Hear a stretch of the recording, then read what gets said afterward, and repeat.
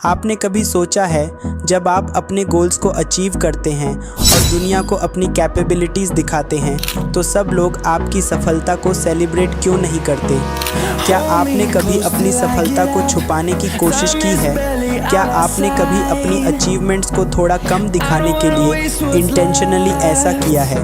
अगर नहीं तो ये समझिए, द लॉ ऑफ पावर का रूल नंबर 2 आपके लिए एक गेम चेंजर हो सकता है। इस रूल में कहा गया है, never put too much trust in friends, learn how to use enemies. आपके अपने आप को दिखाने का तरीका ही सबसे ज़्यादा इम्पोर्टेंट होता है। आपके असली दुश्मन ही आपको वो सीख दे सकते हैं जो आपके सबसे अच्छे दोस्त कभी नहीं दे सकते। यह रूल सिर्फ सफलता के लिए नहीं बल्कि अपने आसपास को समझने और अपनी पावर को स्ट्रेटेजिकली यूज़ करने के लिए भी ज़रूरी है।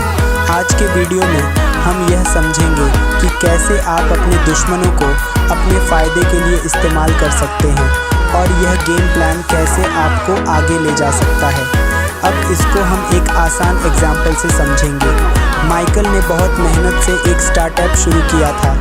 उसकी कंपनी धीरे धीरे अच्छी कमाई करने लगी, लेकिन जैसे जैसे कंपनी बड़ी हुई माइकल को मैनेजमेंट में मदद की ज़रूरत पड़ी। उसने सोचा, क्यों ना अर्जुन को साथ ले आऊं, वह तो मेरा सबसे करीबी दोस्त है, उस पर मैं पूरी तरह भरोसा कर सकता हूं।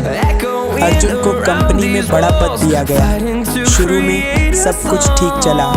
अर्जुन ने माइकल का साथ दिया और कंपनी की तरक्की में मदद की, लेकिन जैसे जैसे कंपनी और सफल होती गई अर्जुन के इरादे बदलने लगे। उसे लगा कि माइकल कंपनी का मालिक होने के बावजूद उसकी मेहनत का सारा क्रेडिट ले रहा है। धीरे धीरे अर्जुन ने कंपनी के सीक्रेट्स को अपने फ़ायदे के लिए इस्तेमाल करना शुरू कर दिया। एक दिन माइकल को पता चला कि अर्जुन ने कंपनी के सबसे बड़े क्लाइंट को दूसरी कंपनी में खींच लिया है और अपनी खुद की कंपनी शुरू कर दी है। माइकल को भारी नुकसान हुआ। उसने अपने दोस्त पर भरोसा किया था, लेकिन वही दोस्त उसकी बर्बादी का कारण बना। अब इस नियम समझने का एक दूसरा तरीका है जो मैं अब आपको बताऊंगा। जब अब्राहम लिंकन राष्ट्रपति बने तो उन्हें एक मजबूत और सक्षम युद्ध मंत्री की ज़रूरत थी। उनके आसपास के लोग उन्हें सलाह देते थे कि वो अपने करीबी और वफादार लोगों को ही इस पद पर रखें, लेकिन लिंकन ने एक अलग फैसला लिया।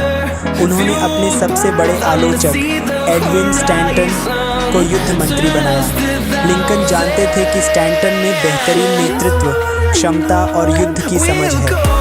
भले ही स्टैंटन उनके खिलाफ बोलता था, लेकिन वह अपने काम में माहिर था।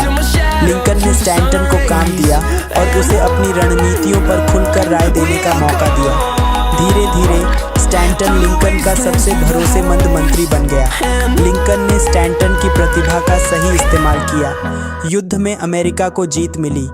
बाद में जब लिंकन की हत्या हुई तो स्टैंटन ने ही उन्हें सबसे महान इंसान कहा। इस रूल से हमें क्या क्या सीखने मिलता है? 1. दोस्त आपकी कमज़ोरियों को जानते हैं और कई बार उनके इरादे बदल सकते हैं। 2. दुश्मन को दोस्त बनाकर आप उसका टैलेंट और क्षमता अपने फ़ायदे के लिए इस्तेमाल कर सकते हैं। 3. कामयाबी के लिए दोस्ती या दुश्मनी से परे सोचें। दोस्तों, आप अपने दिल की धड़कन को थाम लीजिए, क्योंकि मैं एक जीता जागता इस रूल से जुड़ा एग्जाम्पल देने वाला हूँ। राहुल नाम का एक लड़का एक नया टेक्नोलॉजी स्टार्टअप शुरू करता है। उसका सबसे अच्छा दोस्त अमन उसके साथ बिजनेस में शामिल होता है। अमन को सारी जानकारी दी जाती है, लेकिन एक दिन अमन अपना खुद का स्टार्टअप शुरू कर देता है और राहुल के कस्टमर चुरा लेता है। राहुल को अमन की जगह किसी और को लाना था। राहुल अगर अपने दोस्त पर पूरी तरह भरोसा करने के बजाय एक भरोसेमंद और योग्य प्रतिद्वंदी को साथ लाता तो शायद ये समस्या नहीं होती। राहुल की इस गलती से हम क्या सीख सकते हैं? 1. दोस्तों पर अंधा भरोसा मत करो। दोस्त आपकी कमजोरियों को जानते हैं और कई बार वही इसका फ़ायदा उठा सकते हैं। 2. दुश्मनों को दोस्त बनाना सीखो। दुश्मन को अपनी तरफ लाने से वो आपके लिए काम कर सकते हैं। 3. ये है कि कामयाबी के लिए व्यवहारिक और तार्किक फैसले लो। दोस्ती में सावधानी और दुश्मनी में समझदारी, यही असली ताकत है। अगर आपने द लॉ ऑफ पावर का रूल नंबर 2 2 समझ लिया है तो आप एक कदम और आगे बढ़ चुके हैं। आपने सीख लिया कि कैसे अपने दोस्तों से ज़्यादा अपने दुश्मनों को इस्तेमाल करके अपनी पावर को बढ़ाना है, लेकिन ये सिर्फ शुरुआत है। आज हम रूल नंबर 3 के बारे में बात करेंगे, एक ऐसा नियम जो आपको अपने इरादों को छुपाने का तरीका सिखाता है। आपने पहले ही अपनी स्ट्रैटेजी को मजबूत कर लिया है, अब समय है उसे और भी पावरफुल बनाने का। रूल नंबर 3 आपको बताएगा कि किस तरह अपने असली इरादों को छुपाकर आप अपने गोल्स को साइलेंटली अचीव कर सकते हैं।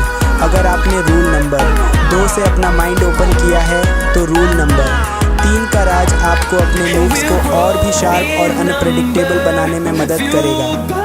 तो आपको अगली वीडियो ज़रूर देखनी होगी, क्योंकि जब तक आप ये नियम नहीं समझेंगे आप अपनी गेम को 100% नहीं खेल पाएंगे।